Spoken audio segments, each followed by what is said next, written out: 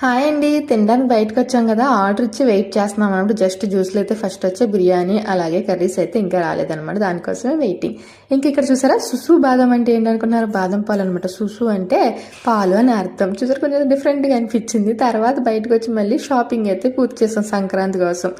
ఇంకా అంతా తిరిగిన తర్వాత మళ్ళీ ఏదైనా తాగాలనిపించింది. వెంటనే మన స్మూతీ కావాలి కాబట్టి ఇక్కడ స్మూతీ సెక్షన్కి అయితే టీ లైవ్కి వచ్చేసాం. ఇంకా నేనైతే స్మూతీ ఎప్పుడు ఆర్డర్ చేస్తాను, ఎందుకంటే అంత టేస్టీగా ఉంటుంది కాబట్టి.